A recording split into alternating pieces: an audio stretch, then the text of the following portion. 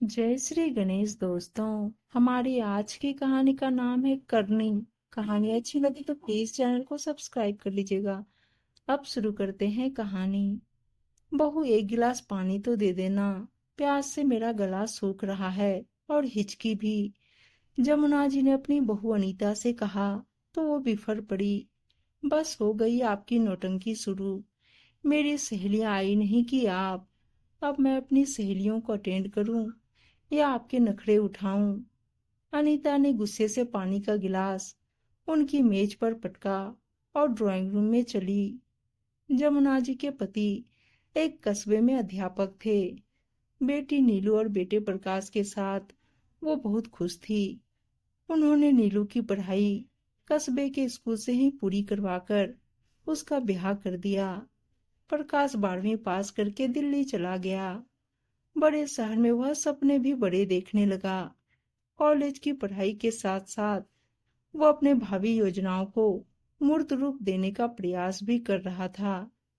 Graduation complete करके प्रकाश ने 2 साल एक फैक्ट्री में काम किया।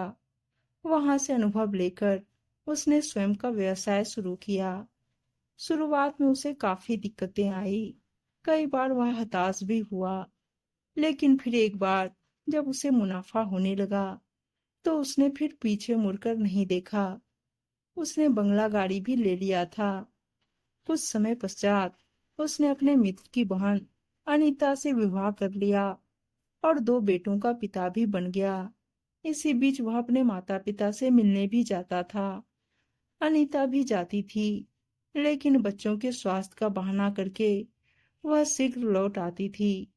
पति के रिटायर होने के बाद जमुना जी भी पति संग अपने पोतों से मिलने आ जाती थी और बेटे की तरक्की देखकर उसे ढेर सारा आशीर्वाद देती और वापस अपने घर आ जाती थी।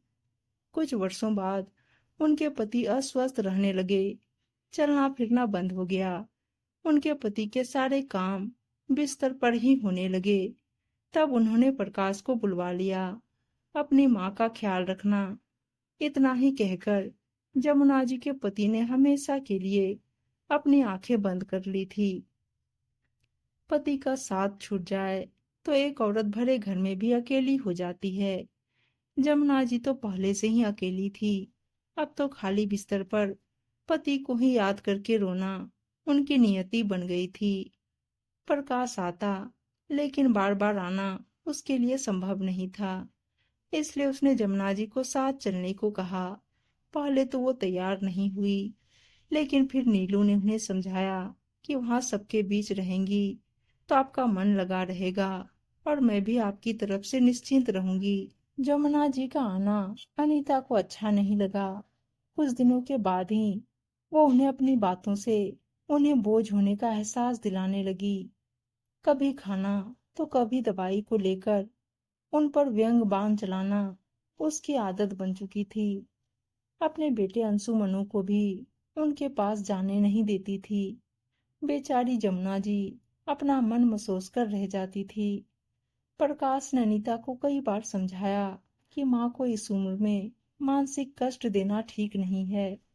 उसकी सहेलियों ने भी कहा कि अनीता, कर्मों का फल सभी को इसी जीवन में भुगतना पड़ता है। ये जीवन का सच है। अपनी सास से अच्छा व्यवहार करोगी तभी तो वो तुम्हें आशीर्वाद देंगी। तुम्हारा बुढ़ापा भी सुख चैन से बीतेगा। परंतु वो उन सब की बातों को एक कान से सुनकर दूसरे कान से निकाल देती थी। जमुना जी भी नहीं चाहती थी कि उनकी वजह से बेटे बहू में कलेश हो। इसलिए अपना काम वो स्वयं कर लेती थी। आज उनके गठिया का दर्द बढ़ गया था, इसलिए पानी के लिए बहू को बोली तो वो भड़क गई थी। फिर भी जमुना जी ने अपनी बहू को सुखी रहने का आशीर्वाद ही दिया। दिन बीतने लगे। लंबे समय तक बीमार रहने के कारण एक दिन जमुना जी स्वर्ग सिधार गई। अनीता ने चैन की सांस ली। उसके दोनों बेटे अब सयाने हो गए थे। अंशु अब अपने पिता के व्यवसाय को संभालने लगा था। मनु एमबीए करने मुंबई चला गया। अनीता ने अपने जैसे एक संपन्न घराने की लड़की मेघना के साथ अंशु का विवाह कर दिया। अब हर किटी पार्टी में वो अपनी बहू को ले जाती और उसकी प्रशंसा के पुल बांधती। कुछ समय बाद मनु डिग्री लेकर आ गया और पिता से बोला, पापा, आपने बहुत काम कर लिया, अब मैं आ गया हूँ, तो आप घर पर आराम कीजिए और हमें गाइड कीजिए। प्रकाश ने उसकी बात मान ली। कुछ समय पश्चात मनु की पसंद की हुई लड़की आशी के साथ उसका भी विवाह हो गया। प्रकाश घर पर रहने लगे थे। चाहते थे कि अनीता भी उनके साथ बैठे बातें करे, मगर अनीता तो अपनी बहुओं के साथ पार्टी और मार्केटिंग में व्यस्त रहती। दोनों बहुओं के एक एक संतान थी जो आया की गोद में पल रहे थे। एक दिन अनीता ने गहरे हरे रंग की साड़ी पहनी थी, हाथ में मैचिंग की चूड़ियां पहनी थी, गले में मोतियों की बड़ी सी माला और ओठों पर गहरे रंग की लिपस्टिक लगा रखी थी। मेघना ने देखा तो टोक दिया, मम्मी, अब आप 60 के पार हो गई हैं, इतना बनाव श्रृंगार करना आपको शोभा नहीं देता।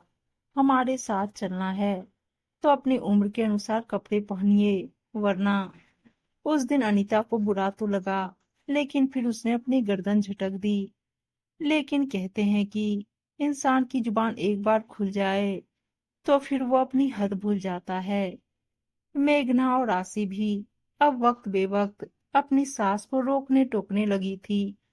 उनका मन होता तो सास को अपने साथ ले जाती, नहीं तो कह देती, मम्मी पापा जी की तबीयत ठीक नहीं रहती है, आप घर पर ही रहकर उनको कंपनी दीजिए। सुनकर अनीता खून के घुट पीकर रह जाती। एक दिन प्रकाश को बहुत तेज बुखार था। अंशु ने डॉक्टर को कॉल किया। डॉक्टर उनका चेकअप करके बोले, दवा लिख देता हूँ, समय पर देते रहिएगा और खाने में पतली खिचड़ी ही दीजिएगा। अनीता ने मेघना से खिचड़ी बनाने के लिए कहा तो वो थोड़ी चिढ़कर बोली, क्या मम्मी, इतना छोटा सा तो काम है, आप खुद बना लीजिए। मेरी सहेलियां ड्राइंग रूम में बैठी हैं, अभी मुझे उनको अटेंड करना है। अनीता को अपना अतीत याद आ गया और उसकी आंखों से आंसू निकल पड़े। रसोई में जाकर उसने खिचड़ी बनाई और प्रकाश को खिलाया। जिस घर की कभी अनीता मालकिन थी, उस घर पर दोनों बहुओं का राज हो गया था। उन्हें अपने पति के साथ एक कमरे में कैद हो जाना पड़ा। प्रकाश की सेहत दिनों दिन बिगड़ती जा रही थी। इलाज के लिए कभी वो अंशु को कहती तो कभी मनु को।